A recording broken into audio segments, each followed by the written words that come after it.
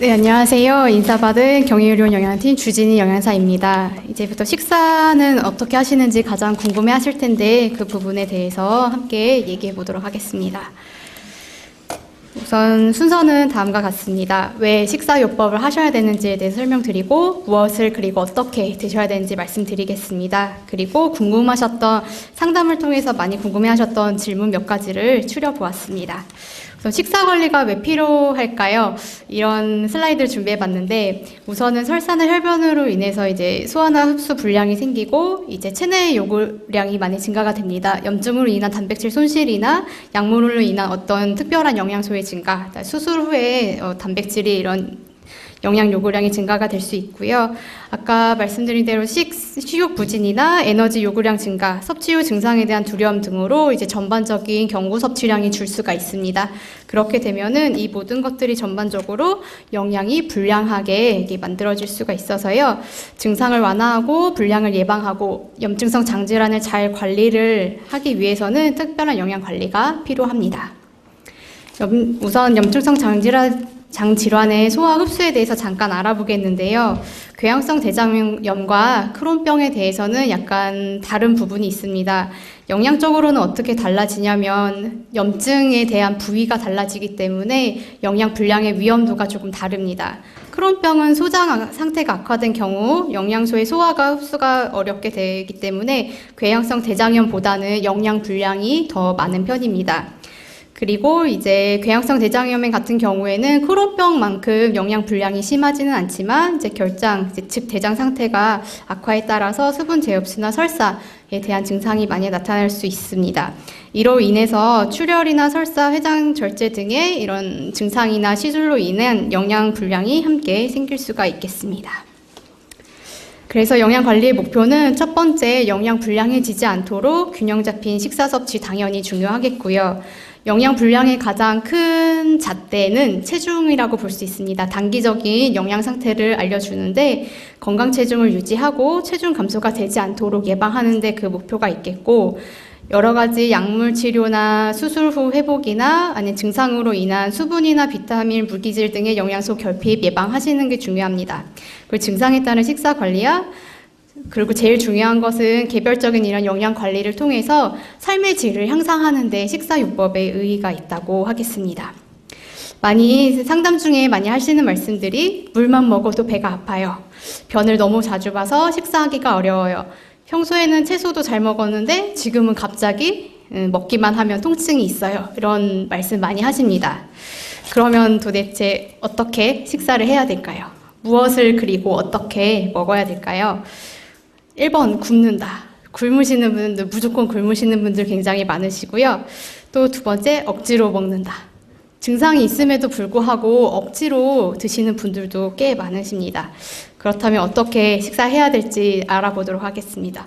우선은 무조건 굶거나 무조건 드시거나 그런 극단적인 선택보다는 증상은 항상 반복이 됩니다. 증상이 없었다가 있었다가 없었다가 있었다가 없었다가, 이런 관해기와 증상이 없는 관해기와 증상이 있는 활동기가 계속적으로 반복이 됩니다.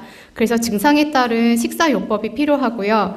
증상이 특별하게 없으신 분들은 골고루 식사 다 평소대로 하시면 되겠고, 주의식품, 평소에 증상이 있는 주의식품은 주의하시면 되겠고요. 활동기는 이제 아주 급격한 증상이 있어서 식사를 전혀 못 하실 경우에는 이제 정맥 영양, 즉 영양제를 맞기도 하시고요. 금식 기간 동안에 조금씩 아주 가수분해된 경장 영양액을 이용해서 섭취를 하시기도 합니다. 그리고 이제 섭취량을 줄여서 조금씩 자주 드시고 증상 완화에 도움이 되도록 조리하시면 되겠는데요. 이 부분에 대해서 조금 더 알아보도록 하겠습니다. 우선 갑자기 많이 드시면 증상이 생길 수 있기 때문에 많이 드실 수도 없고요. 그래서 조금씩 자주 천천히 하시는 것이 가장 기본적인 증상이 있을 때 식사요법입니다. 그리고 밥보다는 잡곡이 많이 섞인 그런 밥보다는 증상이 많다고 하시면은 부드러운 죽으로 좀 바꿔서 뭐 여러 가지 야채 같은 것들을 증상을 만든다고 하면은 그냥 흰 죽으로, 미음으로 먼저 식사를 시작하시면서 조금씩 섭취량을 늘리실 수가 있고요. 생야채는 섬유소가 함량이 많기 때문에 대변을 많이 만들고 위장관을 자극합니다. 그렇기 때문에 질기지 않은 채소로 무르게 푹 삶거나 잘라서 드시는 것이 중요하고요. 설사가 심할 시에는 탈수가 생길 수 있기 때문에 충분한 수분 섭취도 권장을 하고 있습니다. 그리고 염증성 장질환의 식사요법의 가장 큰 특징은 딱 정해진 것들보다는 개별적인 경험에서 오는 그런 식사요법이 더 크다고 할 수 있는데요. 경험상에서 증상을 악화시키거나 자극적인 음식은 주의하시는 게 좋겠습니다. 그리고 영원히 증상이 있을 때 식사요법을 쭉 하시는 것이 아니라 섭취 상태가 좋아짐에 따라, 즉 관해기에 들어감에 따라서 조금 더 제한했던 식품을 하나씩 시도하시는 관해기 식사요법으로 이제 이행하시면 되겠습니다. 이 식사는 보시면은 우리가 평소에 그냥 드시는 식사라고 할 수 있습니다. 평범한 식사, 보통 때 관해기의 식사라고 볼 수 있는데요. 골고루 먹는다는 것은 하루에 이런 탄수화물과 단백질과 채소, 그리고 유제품과 과일까지 이 5가지의 식품군을 골고루 드시는 것이 이제 균형 식사라고 할 수 있습니다. 근데 이제 증상이 있고 배가 아프고 이제 드시기 힘드실 경우에는요, 식사를 어떻게 좀 바꿔보시는 게 도움이 되시겠냐면, 첫 번째는 곡류, 탄수화물 중에서 밥은 말씀드린 대로 잡곡밥 대신 쌀밥이나 부드러운 죽으로 좀 바꿔보시면 되겠고요. 국은 꼭 필요하시다고 하면은 기름지고 많이 맵고 짜고 한 국보다는 기름지지 않고 맑고 자극적이고 담백한 것으로 좀 대체해서 드셔보실 수 있겠습니다. 생선이나 어육류도 증상이 없다고 하면 조금씩은 섭취가 가능하신데, 보통은 이런 것들은 기름지고 한 것보다는 좀 어육류 부분은 살코기로 부드럽게, 등푸른 생선 같은 것들의 증상이 있다고 하시면은 흰살 생선으로 좀 바꾸어서 담백하게 드셔보실 수가 있고요. 뭐 닭튀김이나 뭐 닭강정 같은 것들보다는 부드러운 닭가슴살을 구워서 아니면 전으로 만들어서 부드럽게 섭취해 보실 수 있겠습니다. 그리고 이렇게 김치 같은 경우에는 이제 물김치나 백김치를 바꾸시고요. 이제 배추에도 섬유소가 많이 들어가 있기 때문에 증상을 발생한다 하면은 제외하고 드셔도 되겠습니다. 아까 섬유소에 대해서 잠깐 말씀드렸는데 채소류가 가장 대표적인 식품이어서요. 이런 것들의 생야채 같은 것들의 증상이 많이 생길 수 있기 때문에 이제 푹 삶아서 잘 익혀서 조리해서 질기지 않도록 하시고요. 좀 다져서 이렇게 드시면은 도움이 되시겠습니다. 유제품도 설사를 만들고 대변의 양을 좀 늘리는 식품군이어서요. 증상이 많이 있을 때는 좀 주의하시고 제한해서 드시면은 기를 권장해 드립니다. 과일도 완전히 제외해야 되는 식품은 아닙니다. 과일을 드셨을 때 많이 힘들다 하시면은 좀 잠깐 쉬셔도 되겠지만, 괜찮다 하시면은 말린 과일, 그러니까 건포도나 뭐 건자두나 이런 것들보다는요, 조금 푹 익힌 과일로 과육으로 껍질을 잘 까서 부드러운 부분으로 드실 수 있겠고, 증상이 계속 있다고 하면은 좀 갈아서 부드러운 형태로 마실 수도 있겠습니다. 그래서 여기에 있는 식사는 크게 어떤 것을 제한하고 더 먹고 하는 것들보다는 평소 식사에서 조리법이나 그런 증상에 대한 개별적인 선택으로 인해서 식사를 조금씩 바꿔보는 그런 상태로 증상이 있을 때는 진행하시면 될 것 같습니다. 이제 장내 협착이나 장폐색의 위험이 있을 때를 잠깐 설명드리겠는데요. 우선은 이제 증상이 심해서 이제 수술 전후 이제 장이 많이 붓고 안에 협착이 생겼을 때, 그리고 수술 전에 장폐색의 위험이 있을 때나, 아니면 수술 후에 이제 저잔사식, 그러니까 장이 막히지 않게 하는 식사를 할 때 이런 식사를 권장해 드립니다. 저잔사식이라고 하는 것은 장내 소화되지 않고 남아있는 잔사, 그러니까 찌꺼기가 많은 것들을 좀 제한하는 식사입니다. 주로 장을 소화가 안 돼서 막히게 하는 것들이 섬유소가 많은 식품, 그 다음에 우유, 고기의 질긴 부위, 고기 같은 거 드시다 보면은 질겨서 씹지 못하고 삼키시는 부분이 있잖아요. 그 부분이 이제 결체 조직이라고 하는데 그런 것들을 대변을 만들고 장내 협착된 부위를 막히게 만들 수 있습니다. 그리고 이제 스텐트 시술이나 이런 것들 하신 부분도 이제 장이 막힐 위험이 있기 때문에 이럴 때는 저잔사 식사를 실천하시는 것을 권장합니다. 그래서 소화가 잘 되게 하기 위해서 부드럽게 삶거나 찌거나 하는 조리법 이용하시고요. 육류 질긴 부위는 좀 제한하시는 것이 좋겠습니다. 섬유질의 나물 반찬 다져서 섭취하시고요. 강한 향신료나 조미료는 사용하지 않는 것이 도움 되시겠습니다. 그래서 병원에서 혹시 저잔사 식사라고 드셔보신 적이 있으실 거예요. 보통 식사를 금식하시다가 이제 증상이 있어서 금식하시다가 식사를 시작하실 때 병원에서는 저잔사식이라는 식사로 조금 다지고 부드럽게 하고 유제품이 제외된 식사로 이렇게 제공이 돼서 회복을 돕고 점진적으로 섭취량을 늘릴 수 있도록 이렇게 도와드리고 있습니다. 상담 중에서 많이 궁금해 하시는 질문을 몇 가지 모아보았습니다. 그 중에 첫 번째는 주의해야 할 음식이 있나요? 하는 것인데요. 어떤 것을 먹지 말아야 되는지 많이 물어보세요. 어떤 걸 주의해야 하는지. 안타깝게도 딱히 딱 정해진 어떤 것을 주의해라 하는 것은 없습니다. 개개별적으로 증상이 다를 수 있고 수능도가 다를 수 있기 때문입니다. 그럼에도 불구하고 이 그래프는 이제 영국 맨체스터에 있는 IBD 환자 400명 정도를 대상으로 한 이제 서베이가 조사 논문인데요. 설문 논문인데 그 400명 중에 한 164명, 40% 되는 분들이 대부분 매운 음식에 대해서 증상이 있다 이렇게 얘기를 하셨고, 두 번째는 기름진 게 많이 증상을 만들더라 이렇게 얘기를 하셨고요. 세 번째는 술입니다.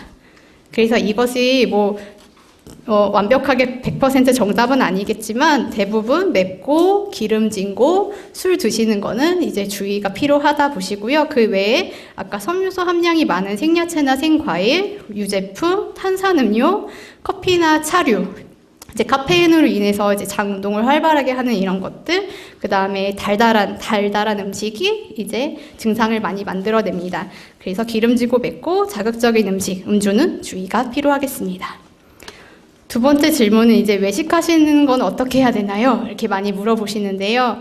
이제 사회생활 하는데 부담감이 있고 드시는 거에 부담감이 있어서 외식 모임을 아예 포기하시는 분들 많이 계신데, 외식을 하실 때 식사를 이런 자장면이나 치킨이나 삼겹살, 갈비 대부분 앞에서 주의해야 되는 식품에 들어갑니다. 기름지고 자극적인 음식일 수도 있고요. 그래서 이런 것들을 조금 한식류로 자극적이지 않게 이렇게 짠 찌개보단 조금 더 담백한 찌개로 해서 백반 종류라든지 비빔밥, 증상이 있다고 하면은 좀 가위로 잘게 해서 부드럽게 섬유소를 드실 수 있고요. 샤브샤브 같은 메뉴도 좋은 메뉴입니다. 야채를 푹 데쳐서 드실 수 있고 고기도 얄팍하게 해서 익혀 드실 수 있고요. 식사가 끝나고 죽이나 칼국수 같은 면류, 탄수화물까지 고루고루 섭취하실 수 있고 부드럽게 섭취하실 수 있기 때문에 외식이 있을 때도 포기하지 마시고 항상 이런 메뉴로 조금 먼저 리드하셔가지고 식사를 골고루 하셨으면 좋겠습니다. 그리고 어떤 거를 먹어야 영양가가 있을까요? 이런 것도 많이 질문하세요. 그중에 영양보충 음료라고 있는데, 영양보충 음료는 그냥 음료와 좀 차원이 틀린 음료수입니다. 이것은 영양 밀도가 이제 높다고 표현을 하는데요. 우리가 필요한 5대 영양소의 균형식이 이 캔 하나에 모두 담겼습니다.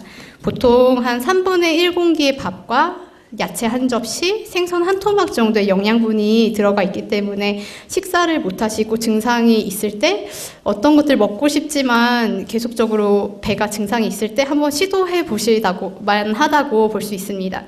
여기 들어가 있는 영양소는 거의 소화가 용이하게 흡수가 용이한 상태로 가수분해가 되어 있는 제품들이 많이 있어서요. 위장관에 크게 소화되는 기전 없이 흡수가 될 수 있습니다. 그래서 많이 살이 빠지고 못 드신다 할 때 그냥 무조건적으로 굶지 마시고요. 이런 영양보충 음료를 이용해 보시는 것도 좋겠습니다.